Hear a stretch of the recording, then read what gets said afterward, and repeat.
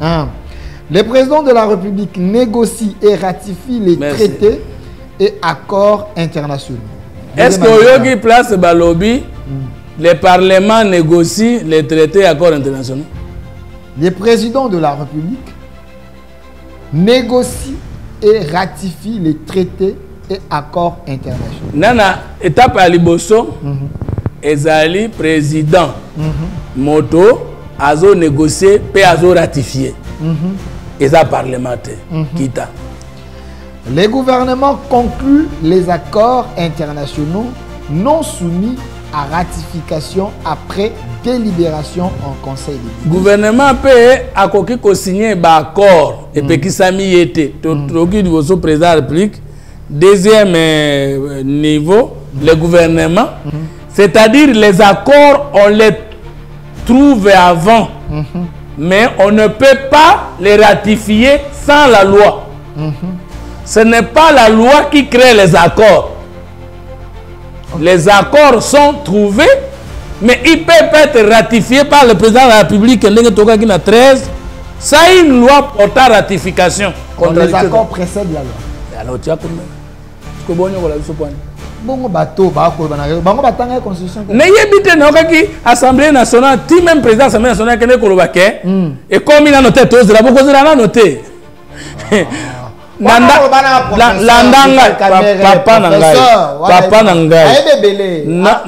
ne peux jamais mettre ma connaissance dans le doute parce que dans le titre académique on entend en côté. Quelle est la meilleure compréhension? Il semble que meilleure compréhension ezali imibale. OK. Tanga déclaration il y a Boulos conseiller il y a Donald Trump. Tanga déclaration à Macron. Tanga déclaration à ambassadrice des États-Unis. Tanga déclaration il y a à Belgique. On comprend le bazo saluer accord trouvé entre la République démocratique du Congo et l'AFC M23. N'était ce combat. Maintenant, ndeko Boulos ya lobi boye. Balingi une RDC souveraine. Pe alobi esengeli autorité de l'État ezonga po yango ndeko pesa kimia ya solo na mboka mobimba. Sikoyo tokene na korango o comprendre.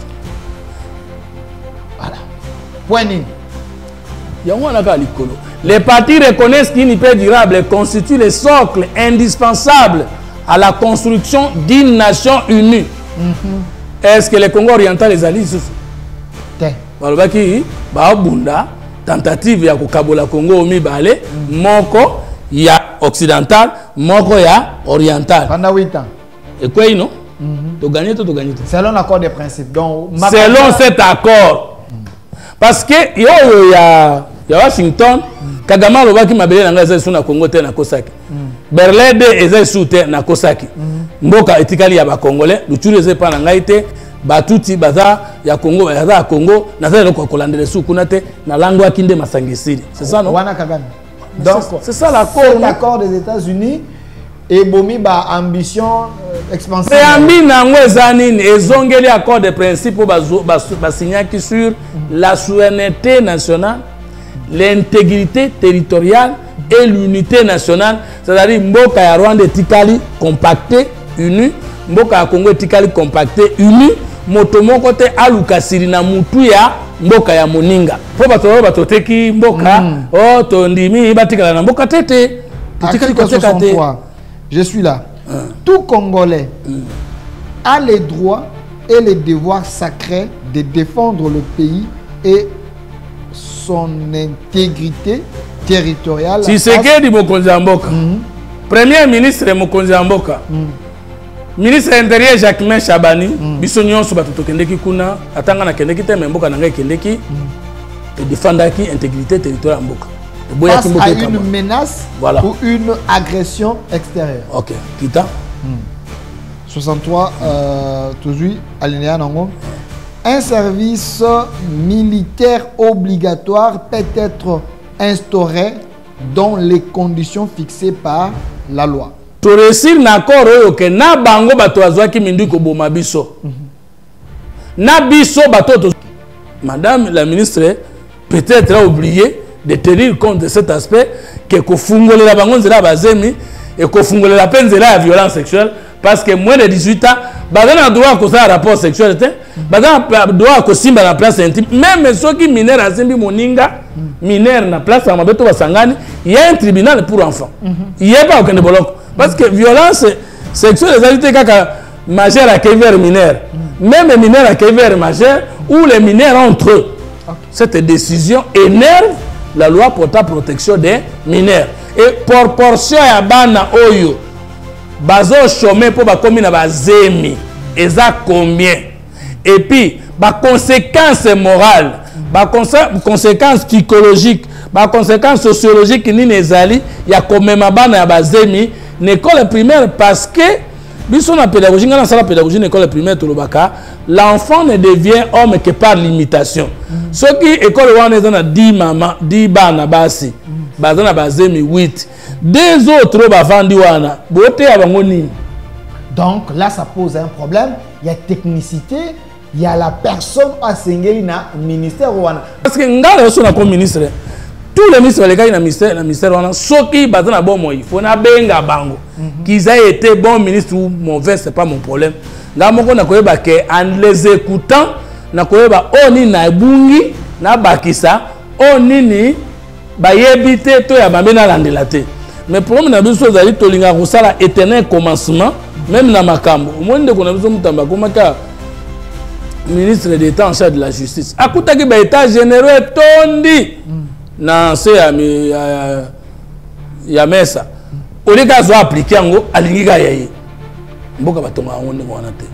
La continuité de l'État signifie mais tant que la constitution, chaque ancien président de la République a 10 coups d'après notre constitution, sénateur à vie. Oui, sénateur sage, sénat, conseiller de la République pour assumer Moninga qui est en train de place.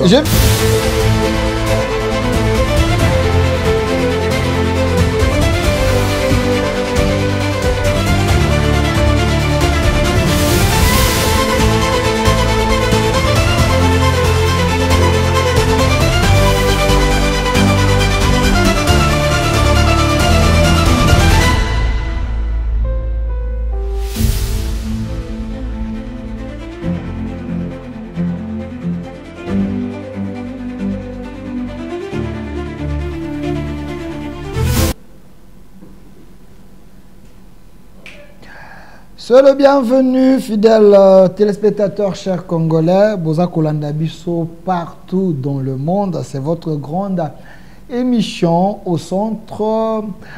Émission El Bosso de la journée. Vous avez suivi les débats entre Pius Romain et Maître Oscar Mobiaï sur les origines de la famille Kabila et Tshisekedi. Merci à vos commentaires. C'est déjà près de 100 commentaires. Ça continue.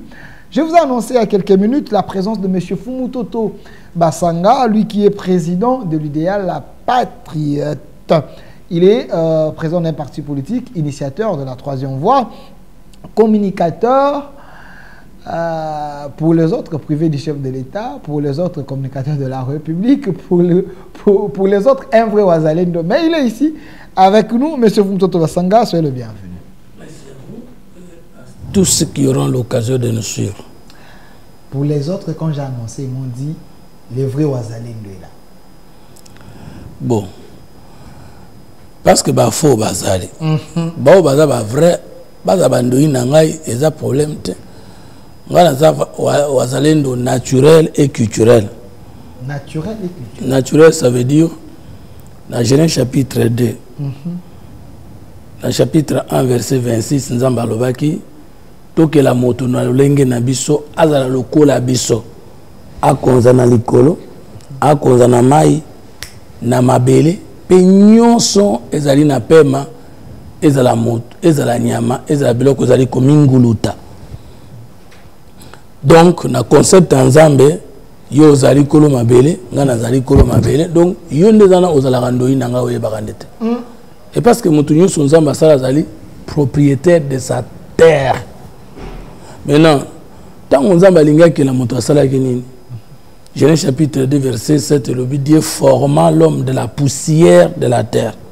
Il soufflant dans ses narines un souffle de vie et l'homme devint un être vivant. Puis Dieu planta un jardin d'Éden. Il mit l'homme qu'il avait formé de la poussière de la terre pour le cultiver et le garder. Vous comprenez que maman nabiso mabele tata nabiso nzambe. Mabele nabiso zali moi si nzambe nabiso. Donc on a encore rêvé thème kolomoko. Na vivre na poto ibanda mboka 10 mois. Na ko rêvé thème kolomoko na zo munduki na ngana buma congolais. Na ko rêvé thème kolomoko na koma mise pona iba biloko amboka.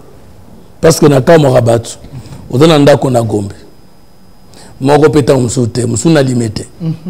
Moko peta mususute, moko na France. Peut-être musuna na Belgique, moko na États-Unis. Vous avez un salaire koleka $10,000. Vous avez un privilège de fonction. Vous avez une unité. Mutuka, vous avez la l'État. Essence bâtie la rayo. Essence bâtie la rayo. Tio kendo zouambonga mboka po yibi. Je crois que il y a quelque chose qui ne va pas. Monsieur Balobara, peut-être pour comment noter, chaque homme est dans la tentation et bongisama pour peut-être yosa séduisable était la tentation à $50,000 yosa à millions. Donc tentation n'a pas à niveau na yo. Chacun a son rang, il y a tentation. Mais non, na wotika quand bobete pour na bankite. Motako makaka esika zokende. Soki nga na kana kosomba avion te yo somba avion koloba te kanga na commentaire pour na tikalo tielo ko na mutuna ngate. Je veux pas qu'on me convainque que parce que boba leka ki liboso ba bebisa. Ba nyoso ba ko na simangaka ba ko bebisa. Ba que tout homme est achetable. Ba to nyonso ba leka na 65 oyo ya malamu pe bazalaki na tanga mobutu. Ba yibate bazalaki. Na ngongozo ya lobby mi yibi pe ba kozala. Ba to ya malamu pe ba kozala. Moi mon rêve c'est de mourir congolais 100%. La gestion. Bon congolais, bon citoyen. Terminer ma course sur la terre que natikali ko trahir mboka na ngati. Merci monsieur Fumutoto Basanga, otika ko trahir mboka na ngati, monsieur Sobamu dans la liste ba traître. Ndenge moko bato ba 4 sa ba mona Fumutoto na 4. Mais ce n'est pas ça notre sujet. On a Fumutoto wa pété, ko teka biloko te, na sisa lo te. Pardon, ba mona fumu. Ba mona fumu. Yoka. Beta bilembo ngo parce que atuzana ngat katisa te. Parce que naza mutu 3e voie. Nazalaka mutu 3e voie, na kokufa mutu 3e voie na katsa wapi. Kasoteka 3e voie na. Et pas nani. Oteka ka on a FCC cash, comment tu t'es pas retrouvé au même 3e voie, au même on sait pas tisser. Au mone logo lingaki. Non, au mone logo lingaki. Mais moyo ya le centre ngamu tuna créer yango. Na mfunda mukolo musupo na boto droit d'auteur na funda des journalistes. Non au contribuer. Ndeko Kayembe Jean-Pierre na funda epo na politique po nga mutuna liboso na saka émission politique na TKM na chaîne Adolphe Muzitu. Le centre congolais c'est Fumutoto le géniteur. Na yona jeme kambinga na ko benda bino mikila na justice boko samba. Le problème est que l'intimidation, c'est le problème de comprendre makambo te. Nga naza 3e voie, c'est-à-dire je suis pas socialiste, je suis pas libéral. Mais dans la politique, il n'y a que 2 camps, opposition et pouvoir. Confusion, c'est pas dans la tête. Net yozawana, le boko no moi si nazo monango, le boko no mobile nazo monango, ce que cravate no wana. Ils ont un côté ni. Ils ont un centre non. Ce que o le la cravate na yo ateka, ba ko somba yo côté ni. Na lipeka moi c'est pas mobile. Ce qu'on a basomba nga wapi. Te problème ezali tango yo yebela kingai, na zaka 3e voie na opposition. Mais le na 3e voie na pouvoir. Ko na teka lo boni. Na lingo lo bana oboy. Avant ozala républicain, ozala démocrate, ozala opposition, ozala pouvoir, zamba tinda biso pour tout dans statut à liboso na politique patriote. Parti dans la commune idéal, moi mboka ya solo. Merci. Alors tango bo sala yo camp de la patrie, ngana bino na sala de la patrie boso. Ah donc failli la langue hein. Oh, mais ngana le bateau tika ba extrême. Na personne pas principe yo ba na rappeler. Personne ne connaît tout, mais tout le monde sait quelque chose. Rien n'est totalement bon. ni totalement mauvais. Toutes choses restant égales par ailleurs, ce qui nous unit est plus grand que ce qui nous divise. Que le Congo gagne avec Koussano. Nena yana biloko wana. Parce qu'on a longo la troisième la kenda wapi. Thèse nanga na science politique et la troisième voie. Mais moi nanga la troisième cycle et la troisième voie. Ndako na vanda ka ba dessiner troisième voie. Beto na la ka ba dessiner troisième voie. Ba livre nanga nyonso spirituel scientifique politique ce qu'on ngana ko kawana troisième voie na kendo wapi. Parce que yo troisième voie là ndaka côté pouvoir. Bon, ce que troisième voie la côté opposition. Token bo alors. Mais token de. Ça va quoi? Côté la troisième voie ba Cholé, ba Eric, ba on se prend la troisième voie. Le troisième voie là yo, là côté à présidence. O lingara o bimbisa débat mais o lien o dans total là. Na tuni yoka na no kasi na débat o témoin na ngai eza yo. Na boy témoin mususu. Yo moko juge yo moko témoin. Avant na kota na FCC na kana opposition to na pouvoir. Na témoin yo del fait yebani avant la kota na FCC na 2018 banda 2001 au Kabila kota ki na pouvoir ti a longo na pouvoir na kana opposition tout le Congolais de la diaspora de Kinshasa et province on a pour épouser discours opposition au soulever peuple au sala ba conférence pour na quoi na tango wala pouvoir na Kabila te il a fait 18 ans na kota FCC na 2018. Na tout une question. Tant on a continué à 8e mois 2018, Kabila a sur le pouvoir, tout pouvoir est long. Tant on a continué FCC. FCC a le pouvoir. FCC a la plateforme électorale. Et ça a le pouvoir.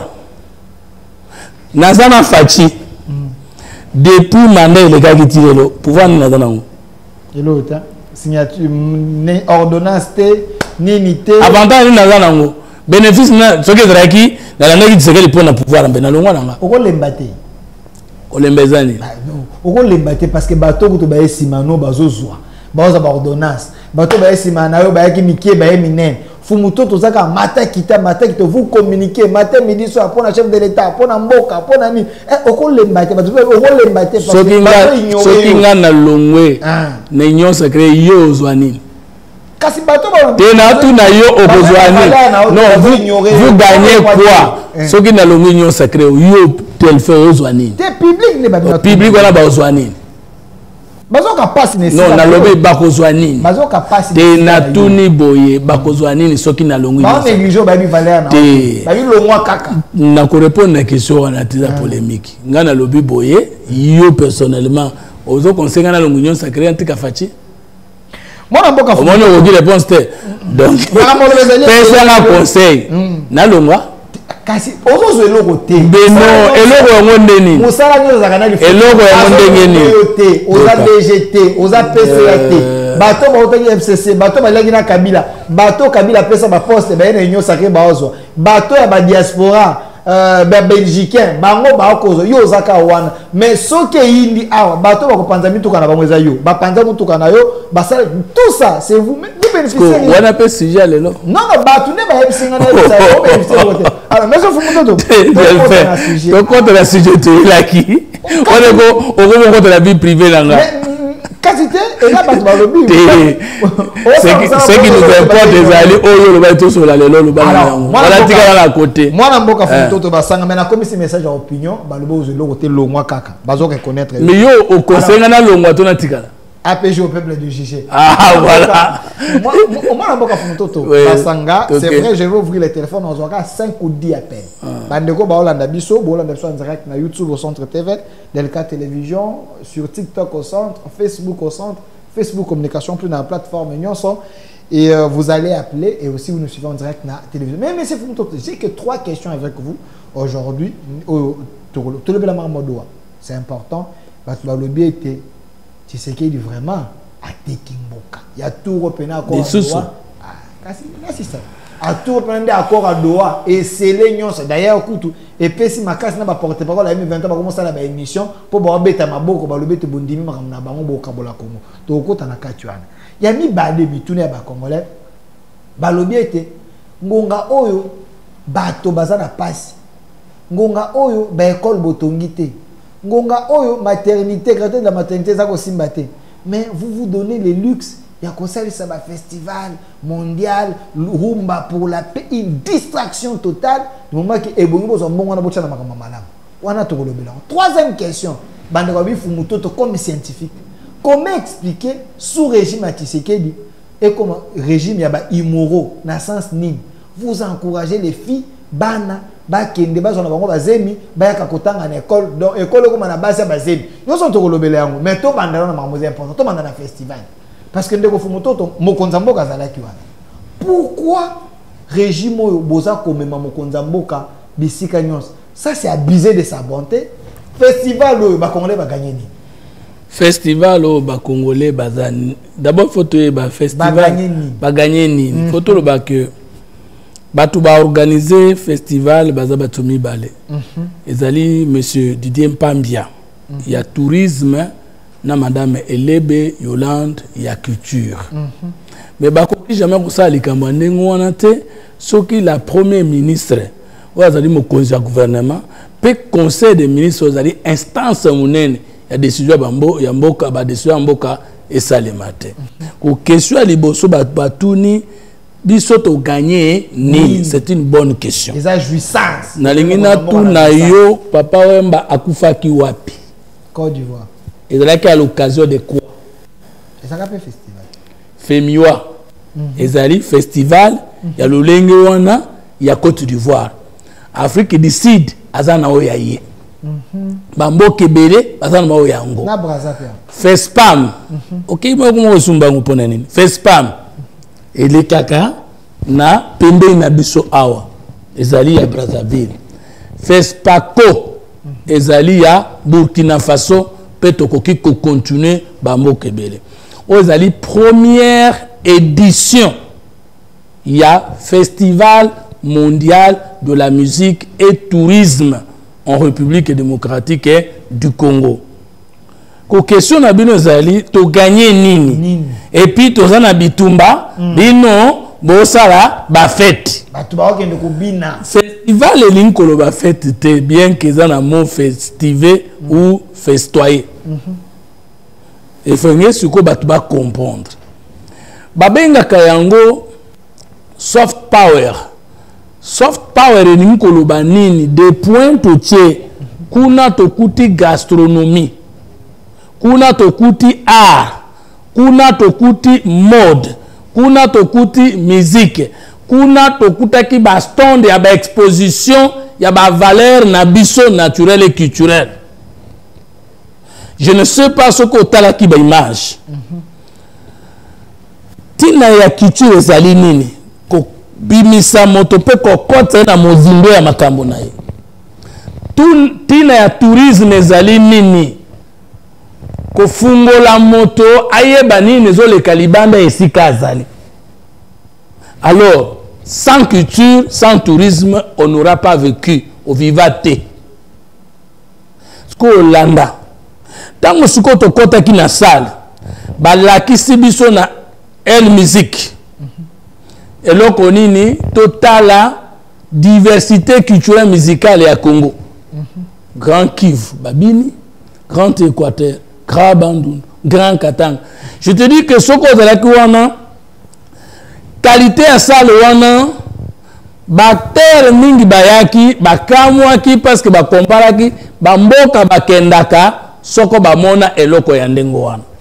Or lorsqu'il y a festival bamusu bazoloba non bolobaki festival mondial de la musique mais tomoni bato ya mokilité ya ba loko ka bato awa bato responsable bunya nde bazalaki oyebi oni tourisme eza kombo ya sika et remplacer Organisation mondiale du tourisme numéro 1 mondial na yango azalaki.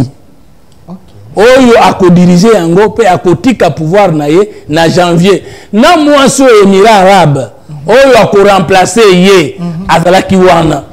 Bazalaki na kata sa représentant Angola bazalaki ya France bazalaki ya Afrique du Sud bazalaki Émirats Arabes bazalaki ba expert argentin bazalaki ba expert français bazalaki pour ne citer que c'est là batu nyo sona ba congolais ba africain invité loger na ba frais de l'état nazoya C'est pas congolais. Nazoya. Lorsqu'il y a une rencontre pareille, qu'est-ce que le Congo gagne? Bato bazo ya ba pa ba na mboka na biso. Ba ya kana banda ko na bango na Mukongo. Tango to keneki na Lualaba, biso nyonso to kenela banda ko na biso. Ba hotel o ezala kuna etondaki bato te. Tango etondaki bato fele. Ba contact esalema kite, ba relation ezala ki développer te. Ba mariage esalema kite, ba ouverture entre les gens esalema kite. Image ya Congo et mataki to kitaki. Et là quoi il faut retenir yango wana. Et là comme balé ya koyeba que ministre ya tourisme na ministre ya culture basala ki innovation à malam pendant la guerre na ko tout non question. Peut-être on a no kufela te. Mais na biso ba to kufela ba boti, to kufela pe bandeko, to kufela pe bana. Est-ce que depuis ndeko na kufiti ba kokundati batangi ko panza na moto akufela sekakate? Est-ce que tant que c'est que ça ne m'attend pas? Ça ne m'attend pas. Alors, on a une tout na oboy. Yo moni que c'est normal. Il faut pas que ba défendre Kamboka kana mindu kité. Domaine nyonso ya vie et défendre Kamboka. Tala école le pôle à Rwanda. Imaginez parce que na saute pas Rwanda, il faut pas oublier qu'il y a la diplomatie culturelle qui influence la marque ou la façon de voir des gens sur le Congo. Ils ont changé conception, perception à bateau sur le Congo. Et c'est ce que le ministre du Tourisme, le ministre de la Culture, Basalaki. N'a pas pris ce exemple. Rwanda, Mboka Muke, Azana publicité na Chelsea. Et cette équipe est Arsenal. Et ça, Mboka ni Angleterre.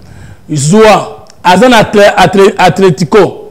Azan équipe Azan Mbokani Espagne. Zoua Azan PSG. France. Zoua Azan Bayern. Allemagne. Maintenant bato wana ba mona Rwanda te mais bazo mona ye na ba tricot. Image ya Rwanda zo beba tozo mata. Vous voulez que le Congo, mais c'est là, mais ce qu'on comprend important, mais alors, on comprend l'importance de la bataille culturelle, la bataille touristique. C'est là qui événement, il y a mounene mkolowana. Tout ça qui na échangeur alimentaire. Tout ça qui na palais du peuple. Tout ça qui na ça na biso en face à parler du peuple. Yo oso kenda ki na buto mona échange culturel salé entre bateaux. Au mona ki ba contacter et salé entre bateaux. Est-ce qu'il fallait Congo etika la ka boye tokoki ko sala te makambo tokoki ko teka image nango autrement. Ba musuba lobino Didier Mpambia azwaki Optimum entreprise naye ye azan neve il y a Premier ministre, Madame Judith Soumino, il y a un monde à Sali Sibilokwana. Non. Favoritisme et ça. Mais il y a du bien Pambia, Azam Moutouyama Indombe. Maman Judith Soumino, Azali Moto, il y a. Congo central. Si vous avez neve na ndeni. Batubakosi.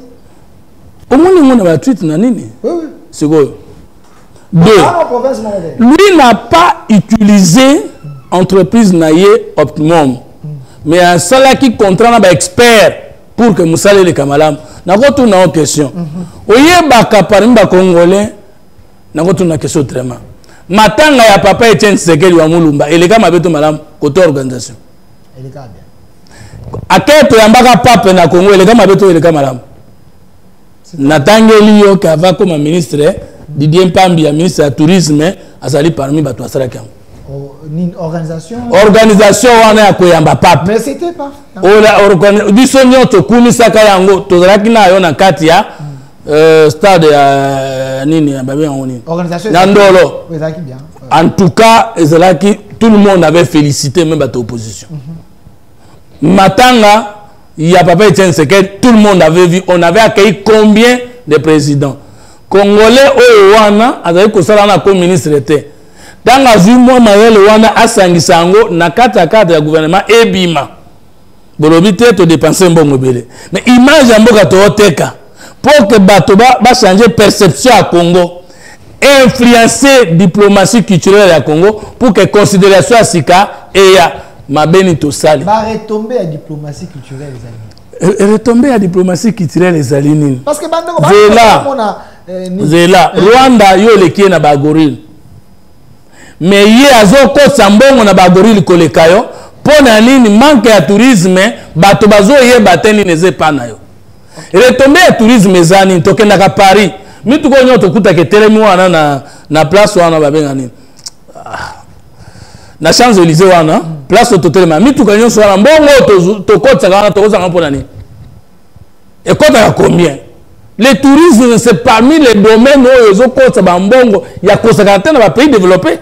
Comment on peut condamner un ministre du tourisme d'ouvrir le monde aux sites touristiques du Congo, aux événements touristiques du Congo, alors que il n'est pas possible d'avoir un gouvernement sans ministère du tourisme à l'intérieur?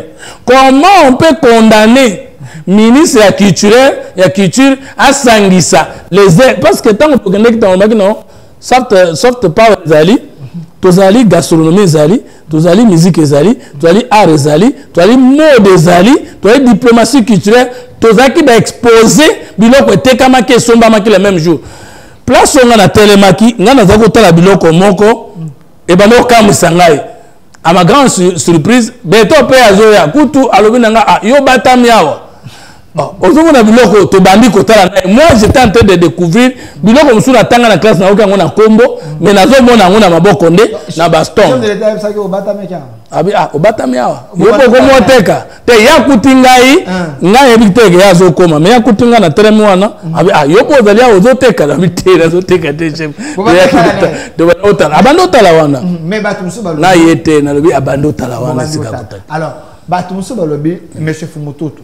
Vous choisissez des thèmes qui énervent les gens. La rumba pour la paix. La rumba, ça a quel rapport avec la paix? Non, partant de la définition, il y a musique, l'art agréable, les sons, ainsi de suite. Est-ce que la paix est au côté de la Katuan? Ça, c'est moquer des morts congolais. Oui, c'est grave. La route de la rumba pour la paix. Mais si vous avez baraté, na bokoko na yona ngai, kokena bilanga, kokena chasse, hein? Basala kamona nzembo. Même bitumba oui, même na Israël, pour que na bitumba faut trompette et bêta, trompette c'est la musique. Vous comprenez? Même si vous avez na progrès, vous demandez balance pour lancer la trompette, premier son, deuxième son. Et ça va trompette, non? Donc, il n'y a pas quelque chose. Même yonde au papa na maman, on va la musique et la danse, non? Quand on a la danse. Oh, mais tala, naïb soboy. Censure. Non, censure, censure na lobby le côté. Na lobby, même si on a retiré ça sur qui. Na lobby boye. Oye bimboka nyoso a monde entier loko définit ça kango. Mboka nyonso monde entier identité nango za neloko nini na hymne national est la musique to musique. Donc la chose la plus importante dans un peuple c'est sa culture. La chose la plus importante dans un homme qui veut l'ouverture c'est le tourisme. Je peux même vous dire que le tourisme na culture va eloko moko parce que soko tangi mingi motambola te ozayuma mais soko tangi mingi osangisi na kotambola ofungwami deux fois. Je vais vous dire autrement, Monsieur Fumototo. Donc, tourisme, c'est blague, tout cela qui est en haut, tout est qu'à image, et n'a pas su l'ongonia, la ministre Mpambia, na maman, Elebe Yolande, vraiment c'est un honneur pour Nabiso, d'engue Salemi, et d'étendre Bisso, et connecter Bisso l'issue collègue. Parce qu'il faut qu'on y ait guerre pour Salango, il faut d'abord en désharmonie culturelle dans Moutunayo. Oui, parce que la guerre a trois étapes d'être déclenchée. Au niveau de la pensée, au niveau de la parole et au niveau de l'acte. Alors, ceux qui Ozoyemba Congo na pensée na yo. Ozoyemba yango bo moko na yango na mnoko na yo. Okozwa tani na osimba lisasi na maboko noko bo mamboka na. Monsieur Fumototo Basanga et question étikali en l'air, monsieur répondre na onde mususu a komeli biso a lobi était bosali festival en tomoni ata bikeko ya basuku na bapembete bilo on a wana kota kité wana kota za vingtaine bozwa te mais biloko etika na za vingtaine eza te tozwa te eza interpellation ya malamu faut kozwa yango parce que kotika kitue oyebi nga na kenda na za vingtaine wana na musée wana na mone loko moko ekamusa ngai na Cambridge quoi na ya Belgique wana na jardin na bango nyonso bikeko bato mwindu. Deuxième chose na musée ya Tavirane j'allais dire omoni soko zo kota musée yango na loboko oyo soko zo ya koteka muto comprendre ka sens na peseri soko zo ya koto boy musée yango na loboko oyo na ngambo okomona éléphant moko ya pembe aza koya kokota na musée ya Tavirane na Bruxelles. Éléphant wana ya pembe est symbole ya hégémonie belge parce que Belgique a des symboles culturels où la monnaie na est atomium na éléphant monsieur cause la mais on na kanga parce que on a cherché culturel yango wana okomona likolo éléphant wana batomis batumuindo misato mitakala na mukongo soki babuka loba des jours na tuni moto wana qu'est-ce signifie cet élément blanc alors oui c'est la puissance culturelle belge. Mais qu'est-ce que signifie les trois noirs à nu? Nama konga la bango. Alors binanga yozo mutalibo so tuna question o utu api. Et na yebita ko koye batte parce que na futi mbongo na ngai 30 euros mukete. Pour na kota, vous devez m'expliquer tout. Hier mutayebisa ngai wana en 2016 que d'ailleurs vos statuettes nous embêtent ici dans le couloir de Kéré en tout moment. Ça j'ai entendu na moto abattre la camise. Alors na kenda sikoyo na musée ya Cambridge na France na kuta nzete moko boye ya mulai ya plus de 7 mètres bato bakenda na musée wana bazolanda ngai na tuni bango ni no il paraîtrait que na njeto nde bandoka batu mwindo bandai ko ya kolokaka mais siko bandoka batu mwindo baloki na nzete na bango boye na ngwa osala nini. Mais pourquoi tu poses cette question? C'est une œuvre d'art. Donc pour te dire que ceux qui quittent na biso ezali bien boka na biso kozala bien. Ça peut tourisme est bien. Merci monsieur Fumutoto Basanga, il y a tellement de questions avec vous. Et il faut répondre. Bino Batouako la Nabiso en direct sur YouTube au Centre TV. Laissez vos commentaires, abonnez-vous à la chaîne Nabino. Je vais ouvrir le téléphone, vous allez appeler pour poser des questions. Des numéros poser des questions directes à monsieur Fumutoto. La deuxième question, troisième question à Doha. Moi, Namboka Fumutoto, aux alliés parents, bientôt au la thèse Nayo. Ozaki na bosa la thèse te nazaka na thèse na ngana ko défendre thèse na kana ngwa avana ke université. Alors otangisaka oza encadré oza enseignant ya makambo ebele boni bino régime finissant et le bino ngata ko Shadar régime finissant bokomi na suka bo échouer na nyonso boke ko bimisela biso made diaspora Mama Raïssa. Elle ne maîtrise pas la culture congolaise, les us et coutumes. Aye libiso makambo poto. Mwana oza mine ata soki azui mukumba pona mama mwana ne faut continuer atanga. Biso na ba africain soki mwana azui zeni obuki mokonga ba mama.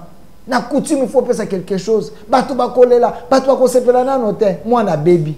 Boni sous régime nabino ba makambo ya minene boye immoralité boye ko baby sa éducation ya bana bande ko bazoki mitem pona nini ba décision ya boye nakolakisa molam na mabe ya décision tala mikumba ya bana tala toyokana est-ce que ezali mbala ya liboso na mokili mboka moko kozwa mokano wana bamboke belé na Afrique ezwango libanda pe ya Congo ezwa yango dire que amemeli so makambo ya mindele même ya Bechole ou monseigneur Chole téléphone azana yango eza ya mindele abechole kuto asepeli te na makambo yokate téléphone azana yango eza ya mindele oh bo memeli biso immoralité mais téléphone pe ne soko za immorale ko pesa pe immoralité na kati tokoki kolingana note ko diaboliser ministre du coup. Pour te retourner à la question, est-ce qu'il y a un âge de la loi pour que moi dans l'école primaire? Est-ce qu'il y a un âge pour un homme d'étudier? Moi, si nangai akoki kozala na 18 ans, akoki kobala déjà à ce sous-minorité, ce qui a les 18 ans. Ko moi si nangai na asukaka na 4e primaire, ngana ngina tangisa ya continuer. Aye na zemi na classe. D'abord beaucoup ya ko commissaire parce que ça mukolo. Est-ce que la loi congolaise détermine l'âge pour l'école primaire?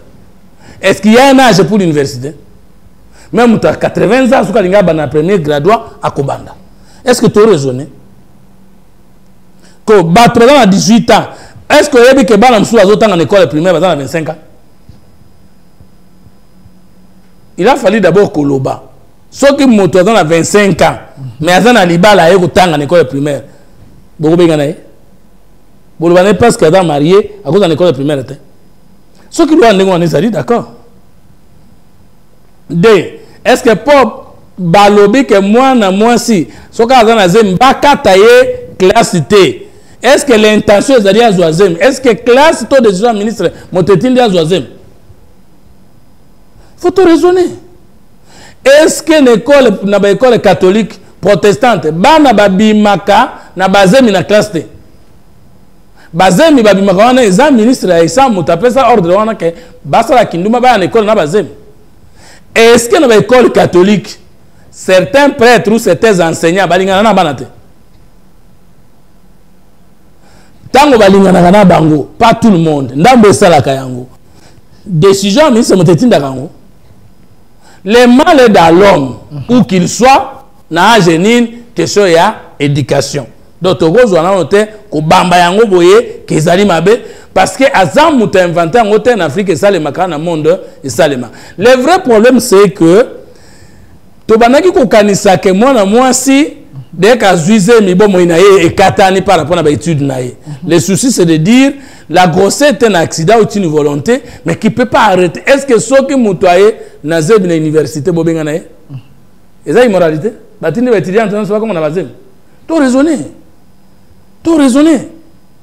Parce que tango yi bango ba catholique balobi ba boy. Ba école na bango na conventionné. Bango na ba futa mbongo na. Tout le temps mutafuta. Parce que na kata catholique ça des écoles conventionnées ou les alliés publics na ba école catholique ça privé. Ngai soki na za président na kata bango mbongo l'état futa. Ngai na kata bango. Chola bina ba loi na. Parce que yo sali ba école na. Loi na bango o ya école mais batika chaque école athée selon ma valeur l'école catholique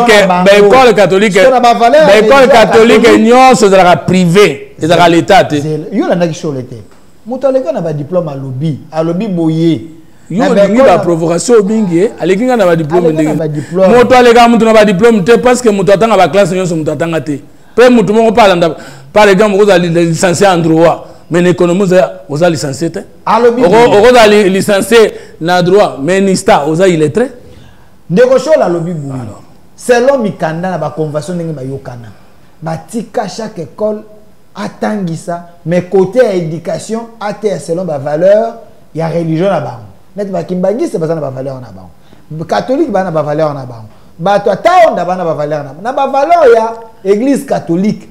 Ceux qui ba kotangisa mona discipline ezalaka zo mukumba soko bali mais ceux qui ont ya mukumba na katikati na ba valeur na bango na tuni bo ba mambelo ya catholique pas tout le monde ba zo bazemi te nana chaka bango bazemi yango nana tinda bango zo bazemi ba mambelo zo bazemi yo mona no mambelo abimite na kufa nzemi ozomona nano aspirante moi j'ai des frères azaki sango abimi abali basimi bale balongoli ye nazana bango na famille papa chole na mbongo bayebi makambo na lobby j'ai des frères mais je pose la question peut-être na lobby bayebi bongo na Vatican combien de prêtres ont été arrêtés pour pédophilie pédos l'amour non de pardon enfant non. Parce que pédagogie, pédo c'est enfant. Pédophilie c'est l'amour avec les enfants. Ou après ça, il m'a collé kawap. Et c'est qui a arrêté à bateau à ministre. Et c'est qui décision à ministre. T'es sabordé ma décision. Même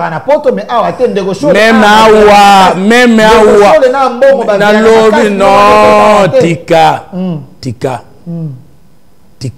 tokota na mangoma na batuté. Mais le bima kama mangoma. C'est là té. Ah on a cotisé pas le bima kama mangoma. Yoga Bible lobi.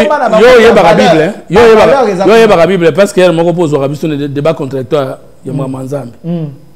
1 Timothée 3 premier et le Bible. Si quelqu'un aspire à la charge de l'évêque, il aspire à une charge excellente. Évêque comme diacre.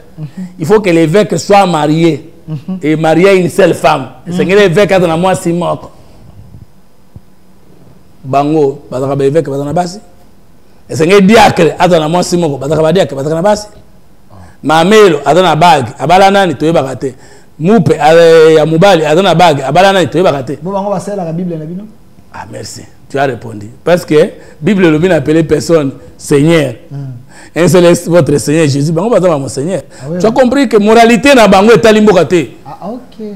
Donc nous sommes dans. Parce que la religion est un fait privé. La décision du ministre concerne tous les enfants congolais. Ok. Et que l'État congolais est un État laïque, aucune église ne peut prendre une décision contraire à la décision de l'État. Nous ne sommes pas un État religieux. Et par conséquent, comme enseignement privé est reconnu dans le Congo, dans la Constitution, en ce moment, enseignement privé, mais on peut savoir dans le Congolais, enseignement islam, enseignement christianisme, et ça m'a bé.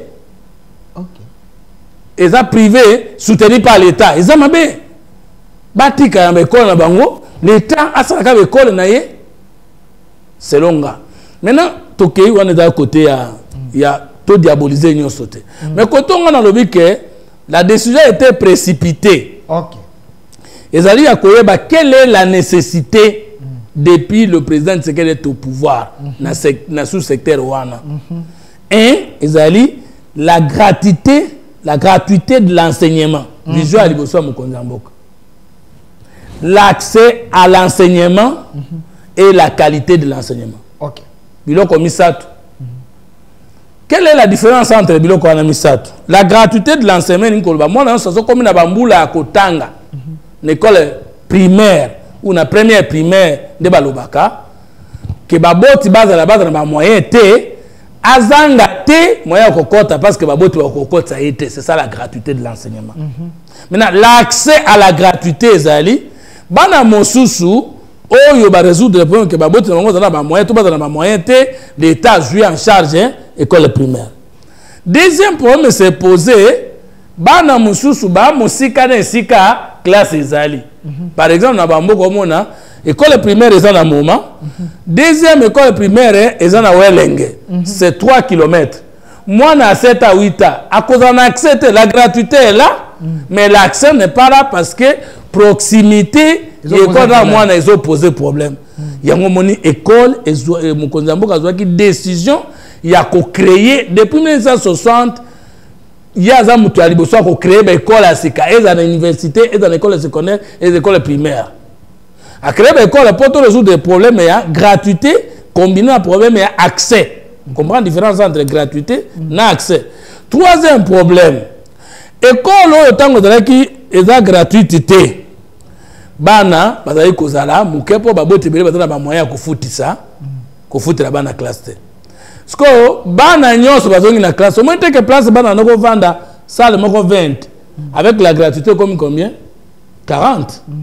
Ce qu'on enseigne pour c'est sous la salle de comme la première qualité de l'enseignement. Il y a moni l'État qui charge tire là de ko dans le service national général wana ko sa musala malamu ya ko kabula baba kasongo kabwika kasongo ndeko kasongo kabwika akosala musala ya elonga ya lokumu oyoki parce que maman Raissa tango akei ko soit décision que même moi na zemi aya na classe bakata classe te ezokota na ka nini na politique sociale nini la gratuité, l'accès ou la qualité de l'enseignement.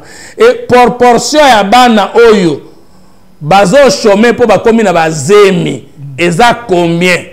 Et puis ba conséquences morales, ba conséquences psychologiques, ba conséquences sociologiques ni nezali ya komema bana ya bazemi n'école primaire parce que Biso na pédagogie, dans la pédagogie école primaire Tolobaka, l'enfant ne devient homme que par l'imitation. Ce qui école wana na 10 maman, 10 bana basi, bazana bazemi 8. Deux autres bavandi wana, bote ya bango nini? Donc là ça pose un problème, il y a technicité, il y a la personne à Sengeli na ministère wana. Voilà pourquoi j'arrive. Mais à l'époque de Willy Bakonga, on sentait quand même la touche. Ouais, yo lingi koleka liboso nga moko nazo ya.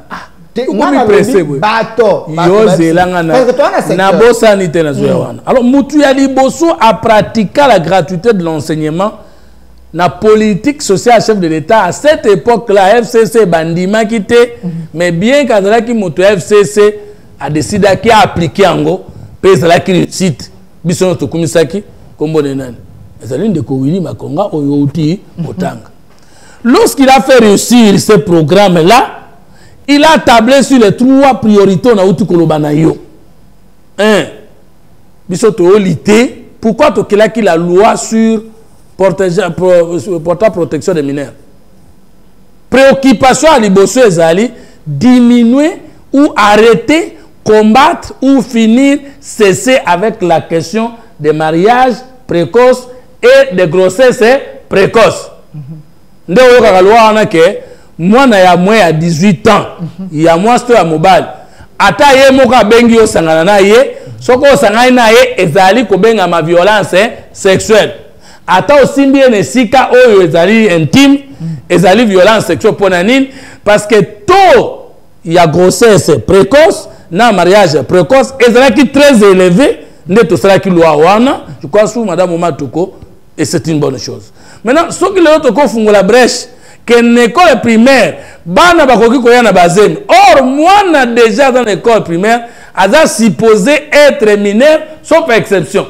Il y a quoi dans la zemi déjà, motachaki et zemi déjà fait que na boloko à 30, 7 à 20 d'années. Il y aura combien de procès sur bana? Madame la ministre, peut-être a oublié de tenir compte de cet aspect que kofungole la bango nzela bazemi et kofungole la peine de la violence sexuelle parce que moins de 18 ans bazana droit ko ça rapport sexuel bazana droit ko simba na place intime même ceux qui mineur azimbi moninga mineur na place ya mabeto basangani il y a un tribunal pour enfants il y a pas aucun boloko parce que violence sexuelle ezalité kaka majeur à vers mineur même mineur à vers majeur ou les mineurs entre eux. Cette décision énerve la loi portant protection des mineurs. Cette loi est conditions de vie est différente. Alors, ce qu'on s'enguit ici, toute décision aux autres sans tenir compte de la présentation culturelle est bon. Donc, tout le monde pour la moralité, tout le monde pour la pédagogie, ni tolinga, moi, na mineur, on suppose vie na éviter. Nous autres, na yebi malamute. Toujours protégé contre bateau basi balekani âge ne ba baby ça y était. Siko tango ya koya na zemi na 6e primaire. Tout ça là biso to tanga na pédagogie que moi na moi si fala banda classe na 5 moi na bali na 5 ans moi na bali na 6 ans na pédagogie na biso akala habite actuellement il y a des écoles gardiennes qui na 3 ans comme bana nga musuba bana na 3 ans. Mais tous à siko yo moi na école primaire suka âge na ezani. Surtout aujourd'hui abani classe na 5 ans. À 6 maternelle to 4 ans. PC 6 ans, il a combien? 10 ans. 10 ans. C'est ça, non? Maintenant, moi, on a 10 ans. Aïe, Nazem. Moi, on a 10 ans. Comment on pouvait prendre cette mesure sans connaître généralement l'âge de scolarité des enfants? C'est combien? La primaire. Donc, ceux qui, moi, on a commis à 14 ans, l'école primaire, c'est qu'il y a un problème. Parce que moi, ma fille, qui va terminer l'IFASIC, à cause de ça, on a moins de 18 ans. Rose. C'est que tant que c'est qu'on a un primaire, à comment même à 12 ans, à 12e dernier. Donc voilà un peu ce qu'il qu'il fallait à Benga Willy Makonga. Il y a une pratique qui politique sociale chef de l'État au Ndengeni. Comme pionnier gratuit. Parce que vous avez pionnier. Quel était le schéma utilisé? Quel était le politique qui? Parce que Ngala est comme ministre. Tous les ministres les gars dans le ministère on a ceux qui basent na bon moi il faut na benga bango qu'ils aient été bons ministres ou mauvais c'est pas mon problème nga moko na koyeba que en les écoutant na koyeba oni na bungi na bakisa oni ni bayebite to ya bambe na landela te. Mais problème na biso zali tolinga kosala éternel commencement même na makambo. Omonde ko na biso mutamba komaka ministre d'État en charge de la justice. Akutaki ba état généraux tondi na se ya mesa. Olika zo appliquer ngo alingi ga yayi. Mboka batonga ngonde ngona te. La continuité de l'État signifie na ya malamu na ya mabezo ya. Mais tango yo moni ya mabe onyati yango ya malamu yango yango monaka na constitution. Chaque ancien président de la République a 10 coups d'après notre constitution, sénateur à vie. Oui, sénateur Ngolobani, sage, sénète, et l'Ingoloba conseiller de la République, pour assumer Monika qui est en quoi il place. J'ai vu les enseignants Bélé Babéinga pour me dire que Willy Bakonga avait laissé des traces dans le ministère Owana, prouver ces là qui c'est parmi les gens, Oyo, si ce ministère a un problème, et bon, il va consulter. Pourquoi pas dans un moment, il y a une crise, et chercher l'homme pour la technicité n'a aucun apporter en plus parce que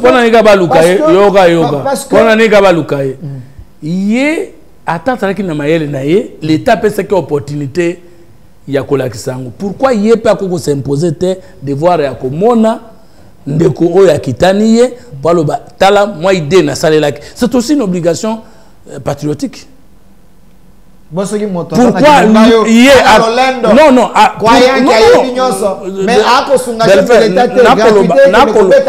mais molimo wana nde tindi bato muso azalaki mokonzi ya mboka to azalaki ministre manzo minuki ya bundisa mboka soki oyebaka ke mutu soki azalaki ministre pour na l'état tika la ministre libera pourquoi babengaka président République oya longwa président République honoraire nete soyoka kombwala ndenge Kabila za wana tobengaka yenani président de la République honoraire.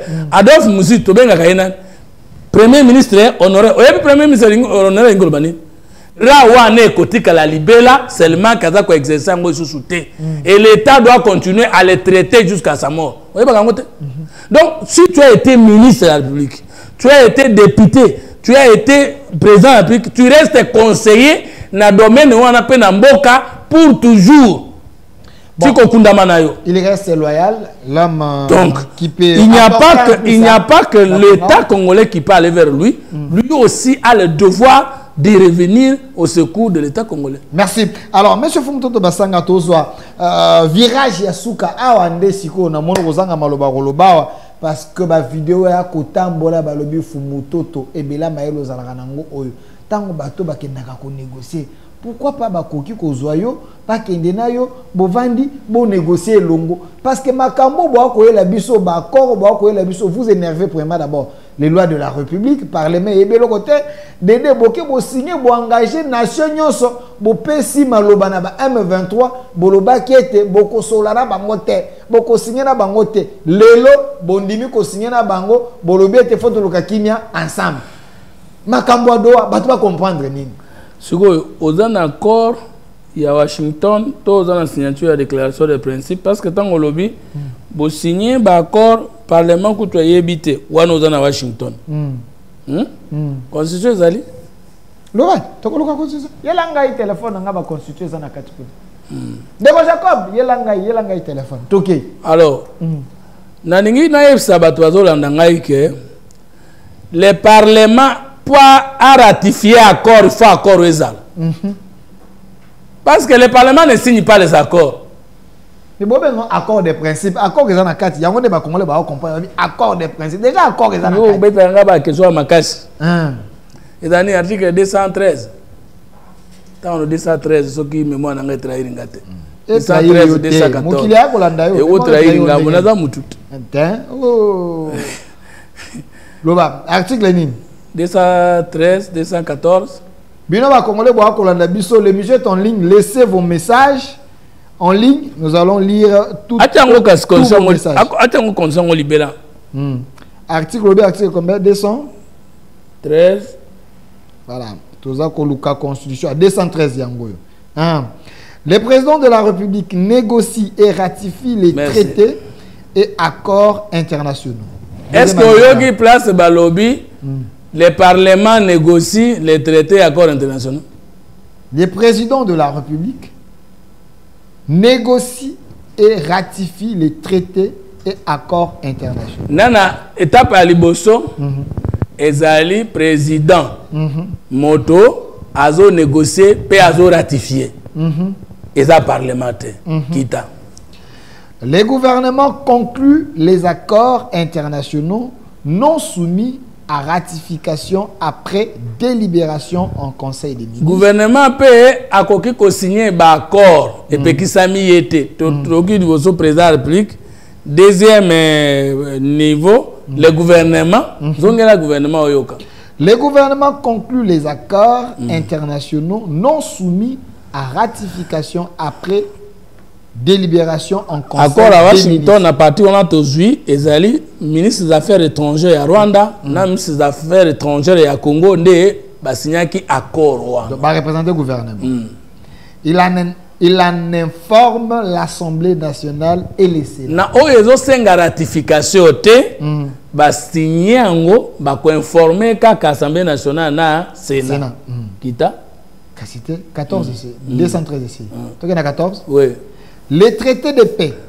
Kasi traité, balobi accord te babi traité de paix.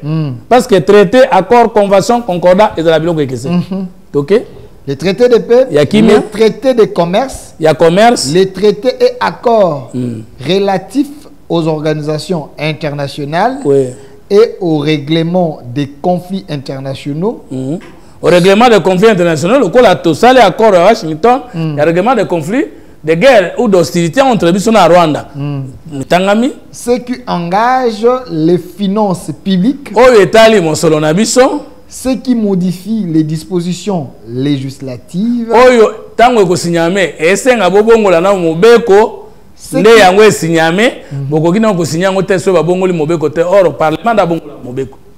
Ce qui sont relatifs à l'état de personne. Ce qui comporte échange et injonction des territoires ne peuvent être ratifiés ou approuvés qu'en vertu d'une loi. C'est-à-dire les accords, on les trouve avant, mais on ne peut pas les ratifier sans la loi. Ce n'est pas la loi qui crée les accords.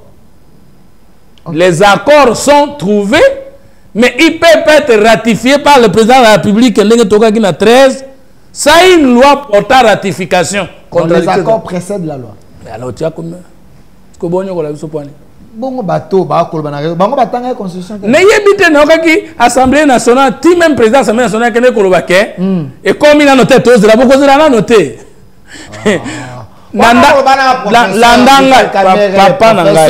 Papa Nangai. Je ne peux jamais mettre ma connaissance dans doute parce que dans le titre académique on attend l'angote et puis na ebiki atala mayele. Mais ngana zoloba au moins mes professeurs nangai ya université tokokani ya licencié ngana za licencié. Olobi. Quoi il va classe sous que za licence te. La thèse c'est une recherche. Classe est-ce que troisième cycle tu auras sous étudiant? Tu auras pas apprenant pas ni ba benga biso apprenant. Pas za sous ba cours te za ba séminaire. Séminaire ngolobani. Ba professeur ozo ya côté ya te bato ba yebi le côté. Professeur za jaloux. Tala, il faut yebi que la science. Na c'est le moko. Qualité à liboso ya motalinga comme professeur ezali esprit d'enseignabilité. Vous voyez ngolobani. Ozo kende côté ya te ozo kende ko échanger parce que motozo kende côté ya à cause na oyo yebité. Avant poser ya yo. Donc un professeur ne suppose pas que l'apprenant est un ignorant. Même étant dans la pédagogie, l'enfant connaît quelque chose avant de venir à l'école. D'où il y a les matériels didactiques. Il faut vérifier. Il y a la différence. Au cours de ma professeur était ceux qui ont expert aux agrégation. Mais ceux qui ont l'agrégation, il faut les méthodes d'enseignement. Donc, je vois par exemple la psychopéda. Psychologie, musala ngozani koyeba aptitude na aptitude ya mwana et pédagogie za ba méthode nozo sala pona koyeboze pana ye pona kocha. Moto yebi nyonso zate. Batu nyonso na lo baketo sali mabe parce que to signé accord sans passer par le parlement soit bayebite mais bayebakite que bayebite soit bazana nko mais to permettre nko ezala te zongela article article 214 te zongela 13 Thomas dans la 14 13 le président de la République le président de la République négocie et ratifie les traités et accords. Nani a négocié pas ratifié ba accord na 13 eza mokonzi mboka awe eza nani Félix Tshisekedi Antoine Tshilombo motami balé nani a négocier. Les gouvernements concluent les accords internationaux non soumis à ratification. Gouvernement peut ko signer ba accord o ezali e koleka na ratification te kasi pona o etali ratification yoka il faut ba accord ba traité ezala même konza ko ratifier ngote soki loi na ngo ezate c'est-à-dire les accords sont déjà trouvés mais le chef de l'État ne peut pas les ratifier soki loi na ngo ezate est-ce que biso chef de l'État ça ratifier accord de signer na Rwanda na Washington? Non. Est-ce que mais ça peut aussi être modifié si l'Assemblée provinciale après les débats va trouver que ces accords énervent les lois de la République et ont un intérêt à mbokate et qu'on peut signer. Yoka. Yoka. On peut soumettre cet accord à un débat. Donc, mais il y a un moment Yoka. Et l'ingolo le battre que comme modifier le biboy parce que les traités, les accords internationaux régulièrement, les articles 215 ratifiés. Tangango. 214. 215. 15. Oui, 215. Ouais. Les traités et accords internationaux régulièrement conclus ont de leur ratification. En de leur publication une autorité supérieure à celle de loi. Pourquoi on comprend pourquoi batindi que accord étali que commodifier ba disposition légale. To eko kabanda mabele to eko konsa mabele na biso na bosangana mabele mosusu et sengeli loi na ngwele parce que et fait pas là parce que accord une fois que vous publiez ngo accord international bo sali est comme supérieur na disposition loi interne za contraire ici ka piège jusqu'au ba congolais piège exact c'est là mais c'est fumutoto kwa mvute biso awa ici ka ce piège ba congolais basiliki yango kolandaka na article yo pesinga yo article 200 combien 215 14 ndesi gozali te na 15 15 ndena yo okanisa que bato okanisa que tosali mabe. Les traités et accords internationaux régulièrement conclus ont de leur publication. Bon, voilà, je m'excuse. Dès leur publication, une autorité supérieure à celle de loi sous réserve pour chaque traité ou accord de son application par l'autre partie. Ah, Wanda, c'est comme comme nous avons signé l'accord wana et comme une supériorité sur la loi na biso bon monite que même si biso to loi et comme l'on va imposer to ça la loi to bali ça ka accord wana non mais vous comprendre te donc l'article 14 vous comprendre que tout ça li mabete 214 les traités de paix les traités de commerce les traités et accords relatifs aux organisations est-ce que vous avez conséquent na ba mo Zolanda les traités est déjà trouvé traité de paix. Déjà trouvé entre qui? Soit le président de la République, non le président Moussoussou, soit le ministre Nabiso, non le ministre Mboka Moussoussou. Les traités déjà trouvés. C'est quoi question? Qui t'a s'il vous plaît. Qui s'il ça na? Non, non, non, ça au bout de Sangai. Oh, et Salami na Washington. Na oh, et Salami na Do. Ils ont traité tous les accords. Parce que accord de paix. Ce qu'on traité, on l'a déjà trouvé traité. Na makambo bato bayoka na kana mukili entre bango na mboka mosusu ezalaka mosusu traité mosusu accord mosusu concordant au moins soki biso na Saint-Siège République démocratique du Congo na Vatican soki to signer accord to yokana na relation internationale to benga ngo accord te to benga ngo concordant. Au moins une convention de Vienne. Et ça qu'il une sorte d'accord, mais et que c'est un accord. Au moins une traité et que c'est autre signé accord. Ils ont traité. Qu'est-ce que c'est accord de paix? Qu'on a besoin traité du Cambo. Tanga yomoko. Les traités de paix, les traités de commerce. Heureusement yango. Voilà. Traité de paix, traité de commerce. Traités et accords relatifs aux organisations internationales et au règlement des conflits internationaux. La guerre est un conflit international. Comme accord auto signé à Washington, et ça accord portant règlement des conflits internationaux. Pourquoi? Parce que il y a eu hostilité entre deux pays. Le Rwanda a agressé le Congo. Maintenant, quitte article. Alors, les finances publiques, ce qui modifie les dispositions législatives, c'est-à-dire les lois, ce qui sont relatifs à l'état des personnes, ce qui comporte échange ou adjonction des territoires ne peuvent être ratifiés. Ce n'est pas qu'on ne peut pas les signer. Ne peuvent être ratifiés ou approuvés qu'envertis d'une loi. Est-ce que balobi que bako signer ango te? Bon, ils sont qui bo signer ango. Mais pour bo ratifier ango, to ba approuver que na ba fait nyonso, il faut loi nango ezala. Mais avant que na loi, il faut yango moko ezala non?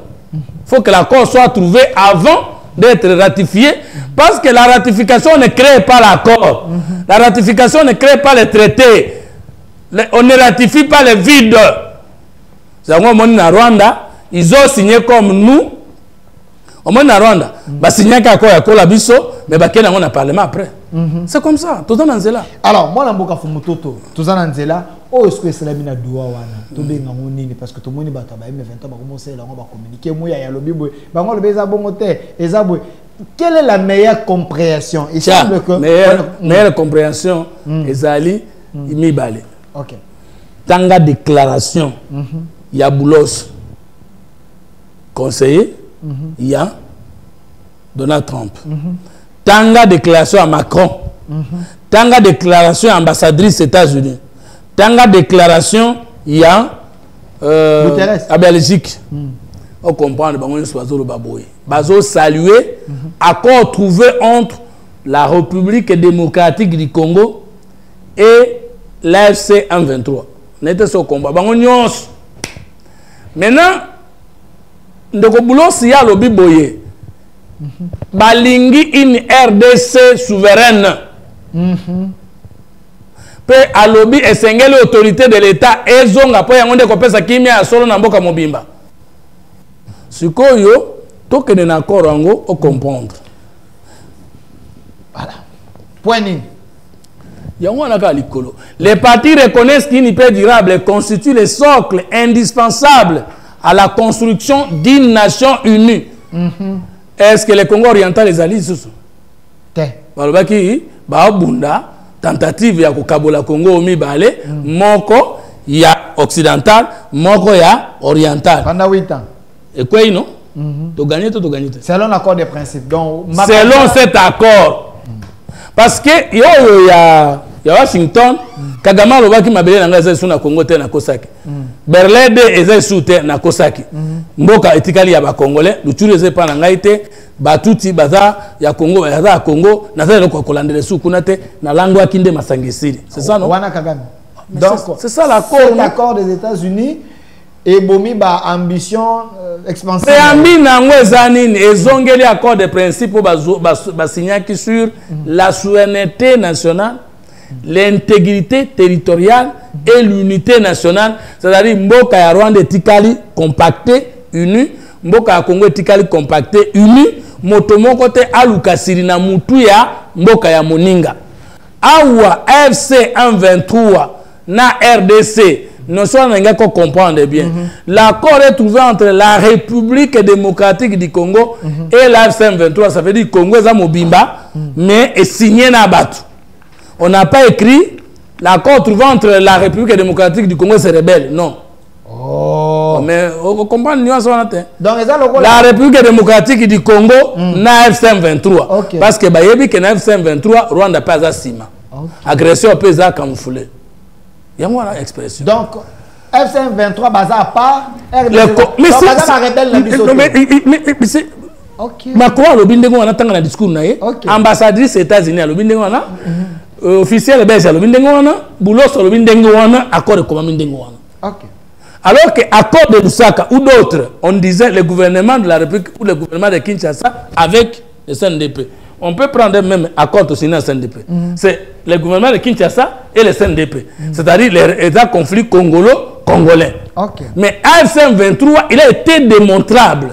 L'accord à Washington, comme dans la résolution 2773, comme dans la CAC, comme dans la CAC, que le Rwanda est présent au Congo. Et que par quel moyen le Rwanda est présent au Congo, c'est pas les groupes armés non armés. C'est clair, non? Maintenant, Tala. Parti Bayokani, nation moko, prospère et sécurisée. Au bénéfice du peuple de la République démocratique du Congo. Parce que c'est ce Kabolaki, Congo oriental, non Congo contraire, comme Sida du Nord, Sida du Sud. Est-ce qu'on peut parler du peuple de la République démocratique du Congo? On devait parler des deux peuples. Tokiti, en effet, au principe fondamental de la constitution de la RDC. Principe fondamental de la constitution de la RDC ces années. Bato balobaki que bazo longwa Goma, Bukavu bana kisa kozwa pouvoir na mois de mars. Bandimi soko ya kozwa pouvoir na Manduki.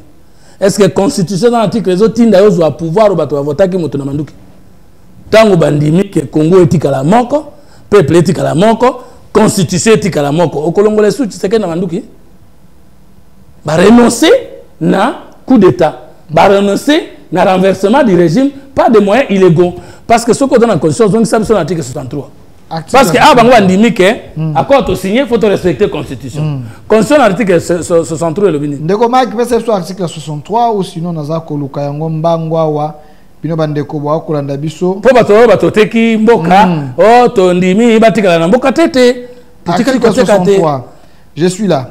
Tout Congolais a les droits et les devoirs sacrés de défendre le pays et son intégrité territoriale. Si c'est que du Mokonzi Mboka. Premier ministre Mokonzi Mboka. Ministre intérieur Jacquemain Chabani, biso nyonso bato tokendeki kuna, atanga na kendeki te Mboka na ngai kendeki, to défendre qui intégrité territoriale Mboka. To boya face à une menace ou une agression extérieure. OK, kita 63 toujours alinéa nango. Un service militaire obligatoire peut être instauré dans les conditions fixées par la loi. To réussir n'accord que na bango bato azwaki mindu ko boma biso. Na biso bato tozwa mindu kite ko boma ba congolais to koki jamais kondima Rwanda azwa ndambo mabele na biso. Article 64. 64. Alinéa mo etikali na sote? Article 64 tanga premier. 63 non etikali mo. Kozana na 64. Toute autorité internationale, provinciale, je laisse ça, je continue. Non, 64. Tout Congolais a le devoir de faire échec à tout individu ou groupe d'individus qui prend le pouvoir par la force ou qui l'exerce en violation des dispositions Congolais de la présente Constitution. Tant que tu signes déclaration de principe, déclaration de principe, Makamonyo sobolobi e koyi ko sale maté. Po yango za kava accord. Na accord e koya moto moko te akoki su ko émettre réserve na ba disposition boyokana ki na déclaration de principe. OK. C'est-à-dire on peut plus trouver na dialogue to sana bango. Accord to sana va dialogue na bango. To ko kuta susu te et loko moko na kati na ngo ezako ke na sens contre la constitution. To boya ke ko zonga. To yokana ki déjà ke to ko kabola mboka te. To yokana ki déjà ke nyonso ko salema il fait tout ça constitution. D'après la constitution Congo ezana combien de présidents? Moko. Comme le nani? Félix Tshisekedi Antoine Tshilombo. Président Mosusu a causé la tête sauf ceux qui peut placer une élection mais a voté président Mosusu peut avoir pouvoir ndenge Joseph Kabila après ça Tshisekedi selon les élections. Donc il n'est plus loin monsieur Fumuto ici comme so ya ko silikisa bato. Bato bana goma ba benga na Bukavu ba lobi na kati accord de principe wana bino bondimi ete boko kana ko libérer ba soldats oya ba M23 bokanga ki abango pe ba libérer ya bino donc abandon de poursuite bolobi abandon de poursuite boni bibemba ba congolais boko la moto bato ba bomaki bato bondimi abandon de poursuite na point 2 il y a accord trouvé na Washington entre biso na Rwanda yokanaki désengagement, désarmement et intégration conditionnelle, personnelle, personnalisée et au cas par cas. Désengagement, désarmement et intégration conditionnelle, individuelle, individualisée et au cas par cas de ceux qui doivent être intégrés na scène na FARDC to na police to na Congo tout court au regard de leur loyauté vis-à-vis de l'État et de ses institutions. Tu déroger le côté qu'on a accord on est signé, qui est la 3e page, vers la fin. 3e page, monsieur. Au comment on a accord yo source nango ezali accord to signé na Kagame na Washington. Et beaucoup comprendre que Félix Tshisekedi azalaki na raison ndenge abanda lobete jamais na kosolana bango directement. Fona sona motindi bango. So kingana motindi bango to susu koyokana na kuboya kosona bango te. Tala. Tozo presque dernier point. Les partis expriment leur profonde reconnaissance à l'État du Qatar pour son rôle déterminant dans la facilitation du dialogue et a conduit à la présente déclaration de principe. Les partis remercient également les États-Unis d'Amérique pour leur soutien constructif au processus de paix durable. Les partis saluent les efforts continus de l'Union africaine engagée depuis le début du processus de paix et réaffirment leur appréciation pour son engagement constant en faveur de la stabilité. Tomatement Likolo. Likolo point nul. Merci. Pardon. Les partis conviennent d'ouvrir des négociations directes immédiatement après la mise en œuvre des engagements contenus dans la présente déclaration de principe en vue de lancer les discussions pour un accord de paix au plus tard le 25 août. Ces négociations s'inscrivent dans bien. Pour vous comprendre que ce se contredit, pas le baki.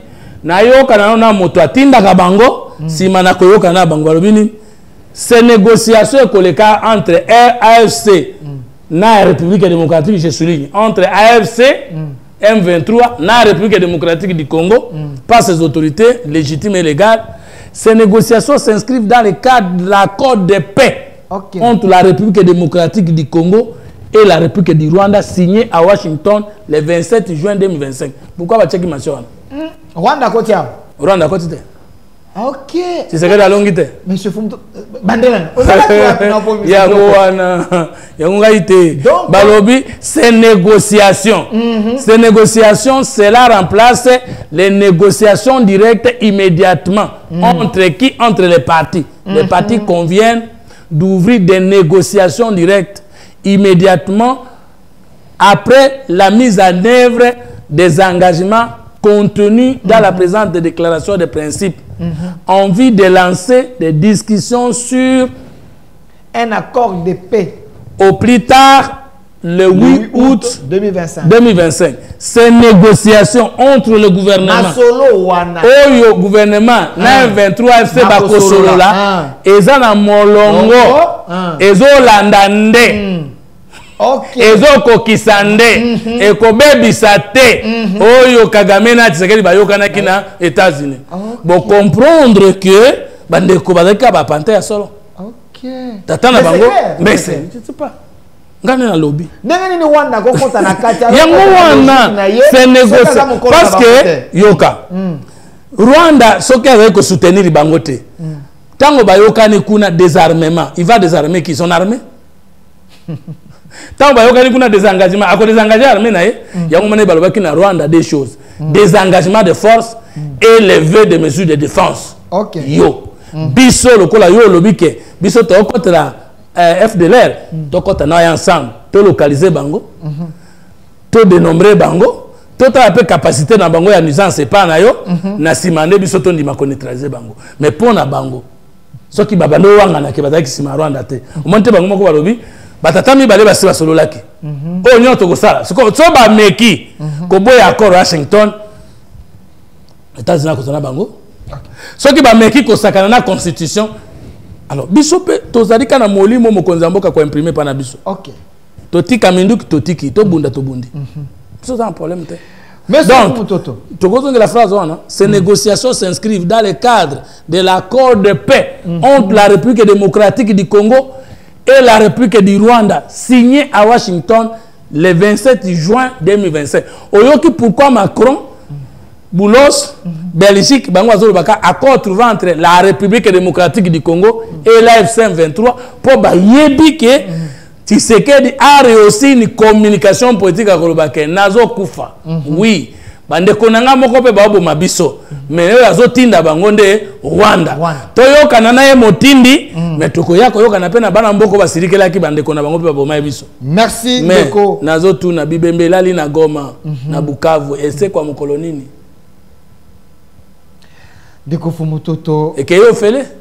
Zambazali. Est-ce que awa monsieur aux alaté bolimbi sani na yebite balobi non landanga bien balobi boy tozongaka tozongi solo bandako non yoka nga bien yoka nga bien balobi boy accord oyo ekolanda kako to yokanaki na Washington mais na Washington to baki ke baye babebi saki mboka mais baza bandeko na biso tokoyana bango na kati. Toko étudier quand il y a moto na moto, il y aura pas mixage, il y aura pas brassage. Et ça on a déclaration exacte. Et ça la paix na accord aux maman a déclaration exacte. Toko étudier wana ezali RDC nda ko apprécier. Quand cité ce qui bref de l'état na Rwanda, c'est le Rwanda qui va étudier iyo nyangarangara ngo kuyeta garangara au garangara ombe bakumura bangoza rerere rarara bakumura boye bya ngonde saraka yo rarara mushikiwabo wa mushikiwabu ba nyangarangara ba ni tabakoma barerere wana tabakoma para bango rerere wana batali iyo rerere atango la FDL kuna Congo oza osala lendo mingi yo to cha yote wana kana bango oba koye pana biso États-Unis alobi to sala bongo basala pe bango na Rwanda bongo on ne prend pas au moins tango ba ça na mixa Israël kaka tango article 12.8 ya accord signé entre CNDP Kabila ezali kaka M23 vendier moko asai liste na ba soda 3000 Delphin général major Fumutoto lieutenant général moi si naye soki lieutenant colonel so a bombardé ça OB c'est-à-dire ordre de bataille sans même formation militaire sans même expérience ma côte d'exécution motazo comme général bana nda ko mbala bako bombarder général parce que gouvernement ndimai ke liste na bino kande ya awa soki to silisi koyokana AFC 23 obika yaki na 200 militaires ba pesi biso liste gouvernement à Kinshasa a Vandeli. Yorerere ya Congo Kotabwe. Yorerere ya Kotoana Kendebwe. Oyaga usani. Alors, cas au cas par cas individualisé, personnalisé, au regard de la loyauté envers l'État congolais et ses institutions. Alors, donc faut tout mituna mi balé asuka avant asuka po bandeko baola na bazaoze la mutuna o. Balobi au dialogue ba show lena bane ba ko senga au nom de la cohésion nationale. Est-ce que soki biso to limbisi Kabila to limbisi nanga to vanda esika moko ndenge to kai kiabula lobaki ba bande ko na biso to vanda esika moko kola tsanga mulimo akiabula te pardon na oya obunga lokola ya bungi olingi mulimo a disparition ngana ko tuna matata ponyo akenda moi obala to luka ete éviter ce que mais elo ozo ka musangai parti na ye bavandika nye famille baze bavandika nye seke bayebi esika za moi na yana bana to tuka ba alekata na TVT bayebi esika za moi mboka fumu mais oyebi domdongala abata mabongote abima mukola francophonie mwanda semi pe abata mabongote donc aza molimo ya domdongala na personnage longue ya Congo. Alors bandeko ba Congolais ba tuni boye bongo bandeko ba show tango ba ko senga to vanda to sola ensemble supposons que to yokani to bino to limbisi Kabila nananga.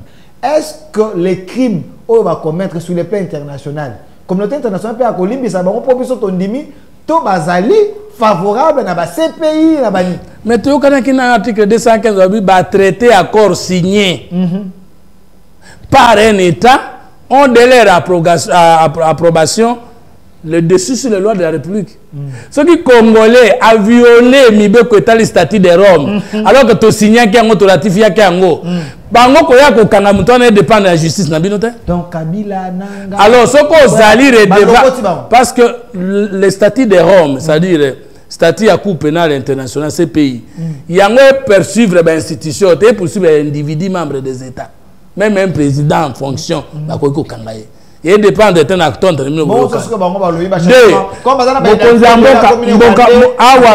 na négociation wana si parmi bato wana bakokena Rwanda pa na bango soki bazali ya basoro si parmi bandeko na biso baboma biso ya soro parce que AFC23 bandoki bazali ya ba Rwandais ba Congolais pe bazaki kindoki koboma bandeko na bango bazali na bo bakoye pa na biso parce que baza ba Congolais pour to intégrer bango au cas par cas. Ce qu'on est responsable de crime contre l'humanité, on est poursuivi dans ces pays. Le gouvernement a cocoté dans les communautés. Ce qu'on a cocoté dans les le gouvernement a violé Mbeko, il a signé qu'il n'a sorti de là. Donc, Bakabila, bateau, groupe bateau. On a péché au principe, mais pour Nanga, Mobomi, Aboma Congolais, Aza Mobomi. Merci. Agolongwa Mobomi, parce que tu as un accord. Et dans le coup là, ce qui va bomber qui moi sinon na Goma, atabaya toyokani, obanobenge avec excellence.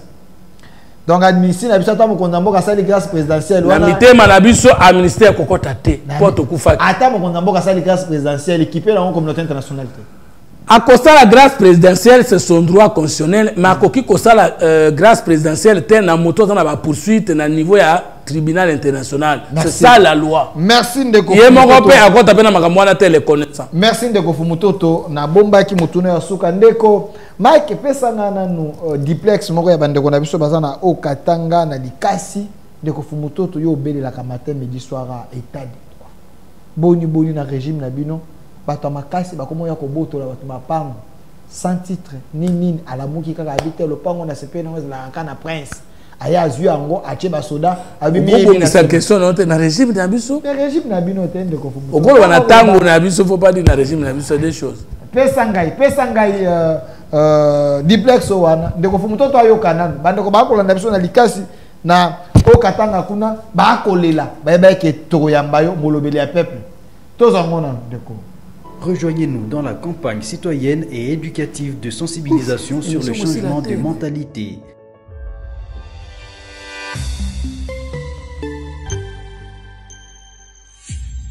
Zala bon citoyen. Jamboinu, ni famille Monsieur Honoré, mon province au Katanga, ville à Likasi, commune à Kikula. Avenue du 24, numéro 192. Chose grave, Léo 17h. Atukuyepo, pale tunarudia, tunaona basoda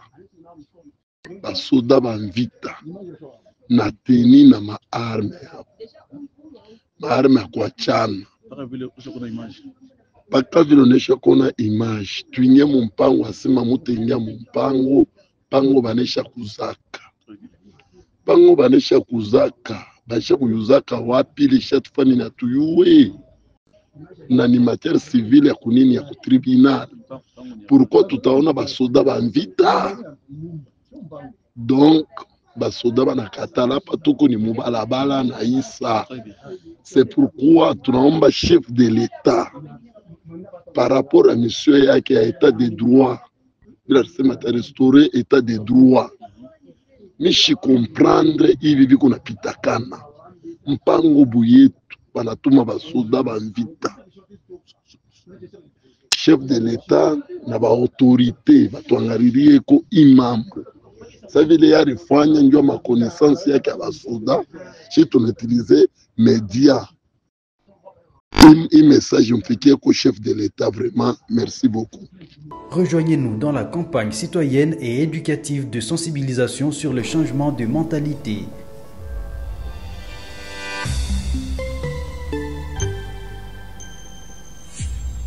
Zala bon citoyen. Monsieur Fumutoto, vous venez de suivre l'audio et les images. C'est à Likasi, au Katanga. Vous êtes la personne qui défend les acquis de l'autorité. Fumutoto, comment expliquer cette histoire sous votre régime? C'est ça l'état du droit? Non. Bible le bitan wakoya, il ne tranchera pas sur le oui-dire. Quand il jamais n'a coupé ça en réseau tout tort. Et c'est un to kende na sous-bassement ya dossier. Mais le coup là, on va dénoncer, ça dit va monter un comportement antisocial. Mais cela ne suffit pas. Pour nous, dans la réseau, tout dans la tort. Et c'est lui qui interpeller d'abord Mokonza ba soda. Oyo akota là, au Katanga, parti nyon soana. Na mona kiye na moi mikotosaki na na lwala ba 8 ou 10 jours.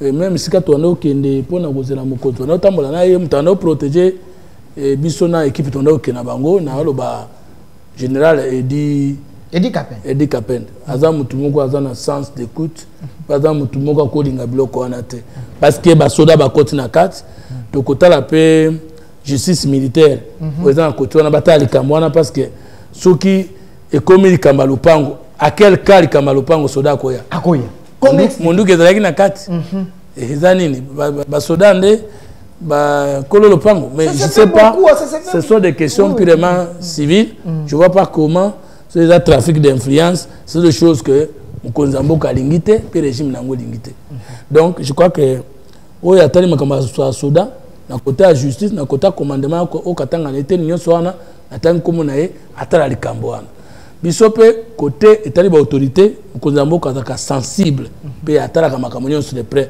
ndenge yo lobibo yeba ke yepa sa nini akoyoka yango et puis maman premier ministre mutuna mutu par rapport à ba attribution na ye atala parce que le régime des hommes forts régime nango et les cas eza atangwa Tshisekedi.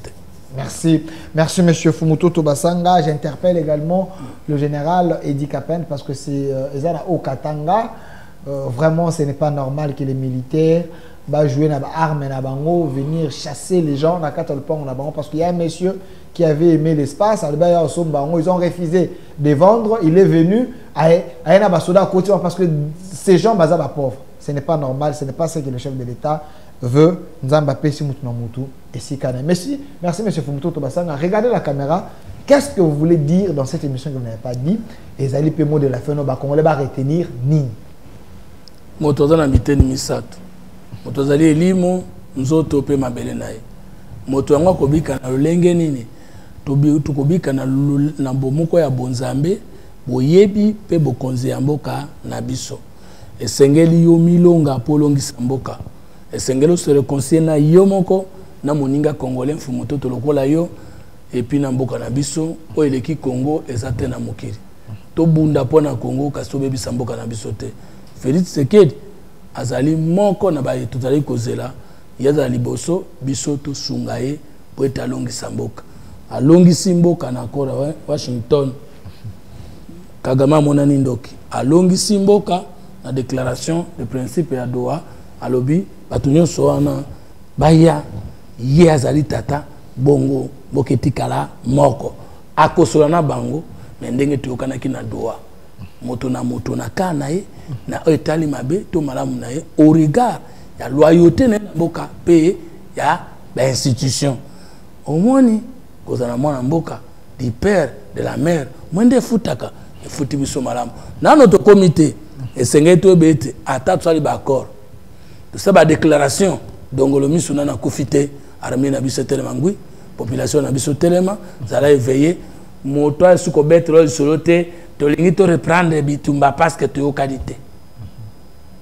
tango babomaki bandeko na bango te to balinga baboma lobi soki bazongeli bakoboma ndeyo donc boya bitumba libela. Merci monsieur Fumutoto Basanga d'avoir répondu à notre invitation tous ces peli parce que bandoko ebele ba komi ba bando benga moyen to ya mbezali tengonga ici et l'équipe on va vous appeler prochainement tout ça la émission plateau spécial appel Fumutoto akosolana public parce que bato ebele baza na posa ko tuno mituna awa moyen to zwa ezalité pour ngeleki mais ceux qui to beng e bandeliti suka ba ko tuno ka mituna sur accord ya Doha sur accord des États-Unis bato balinga nga ba adhérer na idéal patriote comment bolinga ngai mais aussi bo adhérer na parti te kuna kokoma musika ndenge nini mais okozwa poste te bango balanda à côté poste ezali yo okozwa te waka maele bwana na kota na makambo na te. Merci mwana mboka Fumutoto kota na parti maele malgré Tshisekedi akonomé te aza fidèle peut-être bakonomaka olingi polémique mais bakonomé te monsieur Fumutoto olingi polémique Tshisekedi akomona te oyebi que chaque jour ya masola no bien bopesa na kambote mais akonomé te yo